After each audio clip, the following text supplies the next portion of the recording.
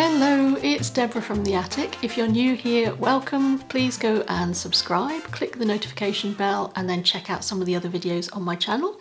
If you're a returning visitor, hello again. This is a video that I've been promising to make for a few weeks now. It's taken me some time to gather my thoughts on this, because sometimes when you do things intuitively, it's difficult then to vocalise what it is you've actually done. So I hope I found a way of explaining what I mean, and I hope this will help you find your own happy journaling style. When people journal, they might do it for very different reasons. Some people do it to cope with difficult things in life. I tend to do it to cope with happy moments. And when I say moments, I really do mean moments. This is a book I made, I think, around about 2008, so it's quite old. And this was just capturing the joy of the end of October, around about Halloween time, and all the scenery changes in the countryside and the leaves changing. And then this one is a little book, maybe around about the same time, of just a winter walk, and it's just what we did, photographs of what we did on a little winter walk that otherwise, this many years on, I think I would have forgotten about, but I've got it captured. And sometimes I do longer books. This is one from 2011 when we went on a road trip to Germany, much younger. So these are the sorts of things that I tend to have journaled, moments, little moments that otherwise I'm afraid I might have forgotten about. So what about your happy journaling? Well, I've got 5 tips I'm going to share with you. Tip 1, don't rely on the big things in life to make you happy. I'm talking about things like weddings, big parties, new cars, holidays, that sort of thing. Those are fantastic moments in life, but on a day-to-day basis, you need a bit of a stronger foundation on which to base your little happy moments.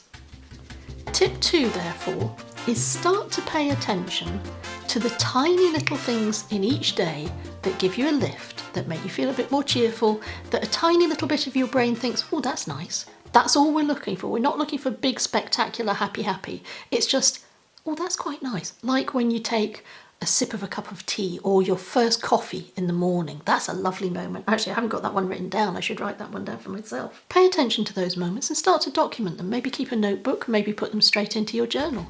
Tip 3, the smaller and more personal those moments, I think, the more power they have, because they are absolutely about you. This isn't coming in from anywhere else. It isn't coming in from outside. This is your own personal happy that goes on inside you that you are noticing and documenting and capturing. Let me explain those first 3 tips in a practical way, in the way that I use them. And these are some examples. So for example, I really like in the morning, when it's soccer clock, when it's cold outside, freshly laundered socks. There's nothing nicer than putting on freshly laundered socks. Freshly laundered bed linen. So fresh things and scents feature quite a lot in my happy things, and that's useful for me to know and recognise about myself, because it explains why I really like, when I go into my bathroom, I've got some homemade toilet cleaner, and I've made it using essential oils, and I've actually videoed this, and if I can provide a link up there, I will. So it doesn't get more mundane or more personal than going to the loo. It's definitely something that you're going to do during your daytime. It might as well be a pleasant experience. So if there's a nice scent that you like, or there's a nice essential oil, try and get it into your bathroom so you know each time you go through that door there's going to be something nice there. Washing up party disco for one. Now, this is what I mean about things being personal. So who likes washing up? Nobody likes washing up. It's a pain. So the way that I get around that when I know I've got a stack of washing up to do is I look out my party tunes and I stick them on loud in the background, and I have a little washing up party disco just for me. If there are other people around, I will put on my earbuds. That's something I do quite a lot, because I also do like a personal bouncy disco party sometimes late at night. Other cheerful daily things that happen that I know I look forward to is putting Buster's collar on. Buster is a great optimist, and he just cannot wait to start each day. And him getting his collar on is his signal that we're starting a new day and it's all going to happen and it's all out there and there might be great things to do. And he loves it so much. Once he's got his collar on, he just bounces all around, and you can't help but be cheered up by that.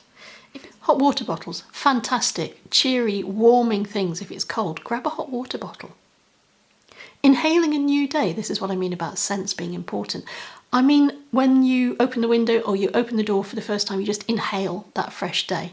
Hopefully there's not too many traffic fumes around. Hopefully you get nice smells. Almond shower gel, it's one of my favourite things, and that really does genuinely cheer me up when I step into the shower each morning knowing that I've got that fabulous smell that I'm going to be surrounded by. It might only be a few moments, but it's enough to give my day a bit of a zing.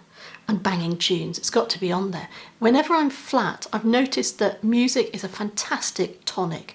I think I almost use it like a self-medicating thing, and I look at all my cheerful tunes, I will put them on, I'll put on my earbuds, and I will just enjoy the loud music. My fourth tip, now I think this is quite fun. Listen to your inner voice. I call my inner voice my inner nitwit, because it is. It's that unself-conscious part of your brain that is constantly ticking away in the background while you're going through your daily life, and it thinks about random stuff. And if you can tap into that and learn about the random things that you're dealing with, I think that will lead you beautifully into tip 5, which is laugh at your random self. I've got a few here. I'm willing to share them, even though they do absolutely confirm my status as a complete nitwit, but these are some of the things that I have caught myself thinking about, and do write them down. If you recognise a little thing, a thought that's going on in the back of your head, capture it, because you'd be surprised at how quickly you forget these things.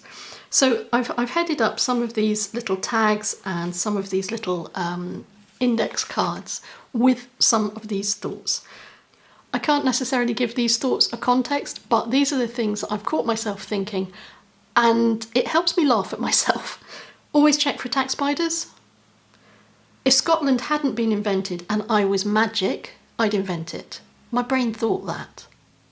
Cuckoos have sneaky ways. Under-eye bags are the most useless bags of all. Probably doesn't need explaining. I need yak picks. Goodness knows what was going on in my head. How many penguins could I fit in my fridge? I think it's 2. Do spiders dream? Oat milk, how do you milk an oat? And private disco bouncy times. That's the one that I referred to before about the private disco bouncy time. And the disco bouncy time actually grew out of this random little thought that I had in my head, and then I found it was something that I could actually incorporate in my day-to-day life. So it's something that I do every now and again. I will stick on loud music, on earbuds, and bounce about. These are great reminders not to take yourself too seriously. And I hope that some of these ideas and some of these sometimes slightly embarrassing shares will encourage you to think about how you can make your own happy thoughts and use them to underpin your days, and try and make your days a little bit more cheerful, because I think everyone's going through difficult times at the moment with the virus and maybe being separated from loved ones, and so it's great to have some little happy foundations to your day.